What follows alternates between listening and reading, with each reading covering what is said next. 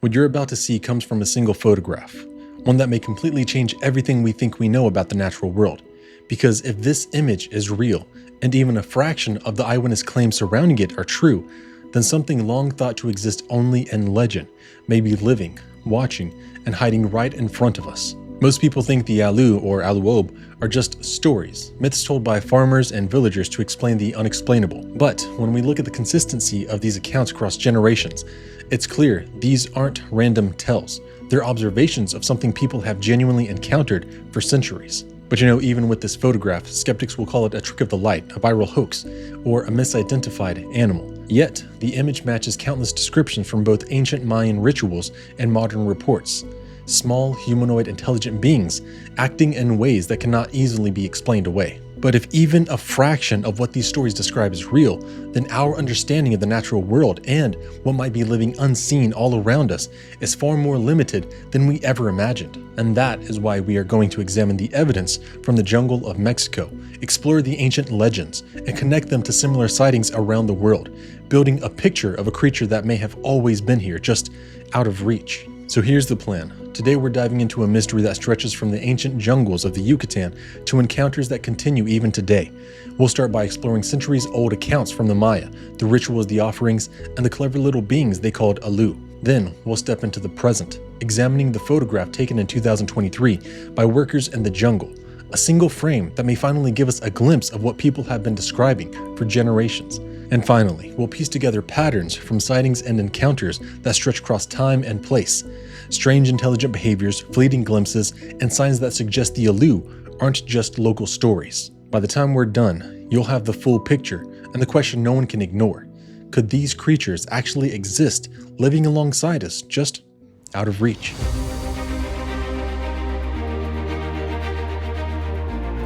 So to understand what might be in that photograph, we have to go back, deep into the Yucatán Peninsula, where the Maya once watched the stars from the tops of their pyramids and carved entire histories into stone. The jungle around them wasn't just scenery, it was alive, it was sacred, and it was filled with beings they believed shared the land long before humans arrived. Among those beings, the aloo were spoken about the most. Not as monsters, not as legends, but as neighbors, small, fast, clever people of the forest who lived in the ruins, the caves, and the shadows beneath the ceiba trees. The Maya never described them vaguely either. They called them knee-high human-shaped, with sharp features, and a habit of appearing only when they wanted to be seen. In Mayan culture, everything had a spirit. The fields, the rain, even the stones, and the aloo were considered guardians of these natural places. Farmers would build tiny stone houses for them, believing that for 7 years, an aloo would live there and protect their crops from thieves and storms. Travelers, before crossing dangerous jungle paths, offered food or a few drops of liquor to avoid being harassed by unseen tricksters. But here's where it gets even more interesting. The Maya didn't treat the aloo like mythological beings that lived in the distant past. They treated them like living creatures that shared the forest with them every single day. When archaeologists started working in the region, many local workers refused to stay in certain areas after dark, not out of superstition, but because they'd grown up hearing real stories from people they trusted. Stories of stones being thrown from the brush when no one was there, stories of laughter echoing from the trees, stories of small footprints appearing around fresh offerings by morning. And these traditions didn't fade with time. Even today, farmers across the Yucatan still report crops being disturbed, items being moved, or voices calling out from the tree lines where no person could have stood without leaving tracks. Construction workers have halted projects because equipment kept getting mysteriously rearranged overnight, until the crew performed a traditional offering to appease whatever was watching them. All of this paints a picture of something far more consistent than folklore, a belief system rooted in generations of lived experience. If the Maya saw the aloo as ancient guardians of the land, then the modern story suggests something deeper, a creature that learns, adapts, and still knows how to disappear the moment a human gets too close.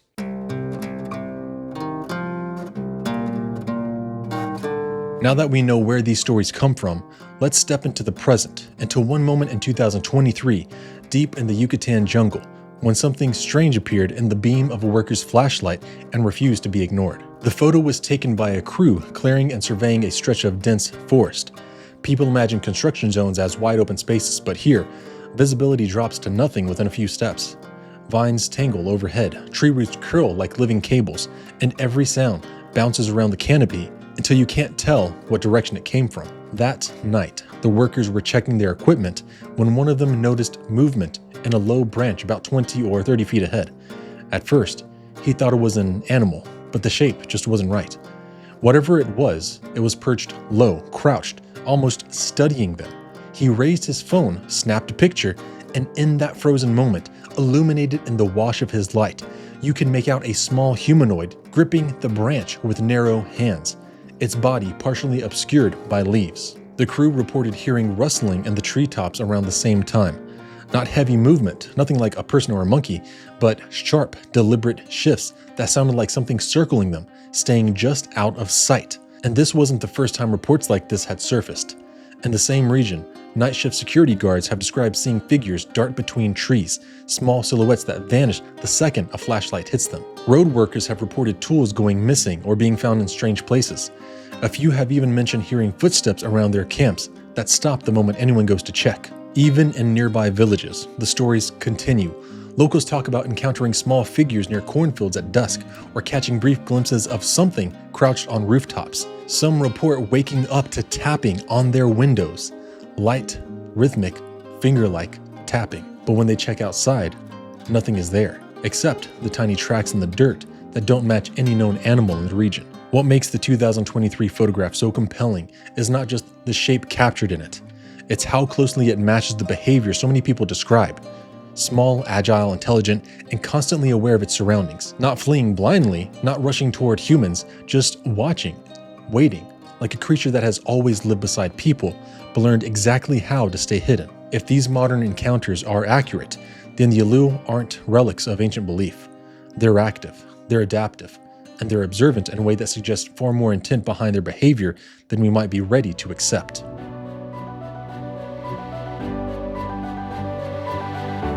By now, we've seen the roots of the aloo, and a modern moment that shouldn't exist if these creatures were only stories.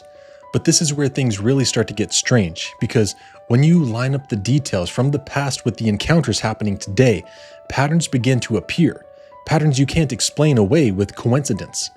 For starters, the behavior is consistent. The Maya described the aloo as watchers, silent observers who rarely approach unless provoked, and today's reports echo that almost perfectly. Small figures keeping their distance, tracking workers from the tree line, showing curiosity but never recklessness.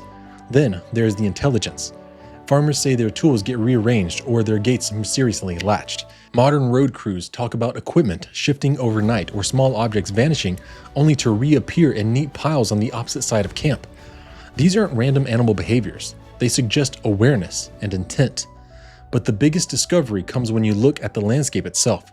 The Yucatan is a region filled with ruins, collapsed structures, sacred caves, forgotten temples swallowed by vines.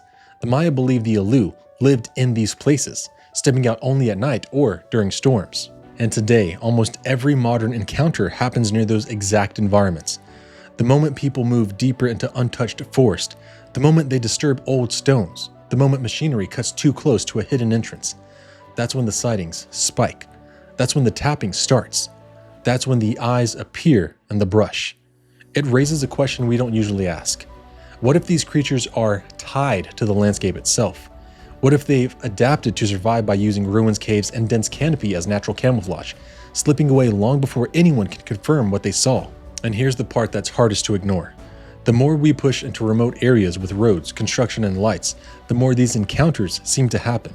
Almost like whatever is out there is being disturbed. When you step back and you see the whole picture, ancient accounts, modern sightings, matching behaviors, locations that overlap perfectly across centuries, something is moving through these forests, something that shouldn't exist, yet keeps showing up in ways we can't explain. And if these discoveries are even halfway accurate, then we're not dealing with a legend fading out. We're dealing with a presence that might be growing harder to ignore. We started out with a single photograph, a small shape in the trees that refuses to be explained away by a single camera frame. We traced that moment back through the ritual houses, the offerings, and the warnings the Maya passed down for centuries. We watched how modern encounters mirror those old stories. Tools moved, laughter in the brush, eyes that watch and then vanish. What we discovered wasn't proof that answers every question. It was a pattern, behavior repeated across generations, behavior that suggests intelligence, strategy, and a deep tie to the land itself. The aloo are not just characters in a museum of myth. They are stories told by people who live with the jungle every day. They are rules and rituals that keep communities safe. They're warnings written into the landscape. And if you want the clearest, most human proof I can give you that these little creatures are out there, listen to this. A man walks into the woods of Freetown State Forest with his dog, Sam. Sam was a massive German Shepherd Rottweiler mix. She wasn't the type of dog that easily scared. She actually once charged a buffalo to protect her owner. But that night, Sam froze. She began to shake. She tucked herself behind the man, staring into the trees at something small and humanoid that watched them without moving like any animal they knew. Locals called it a pukwudgie. Different county, different name, same behavior. A small being tied to a place, capable of turning even the bravest animal into something that trembles. So what does that story that you can also find on my channel mean for the photograph from the Yucatan? It means this. Legends persist for a reason. Not because they're pretty stories to tell around a fire, but because time and time again, people keep experiencing the same impossible things.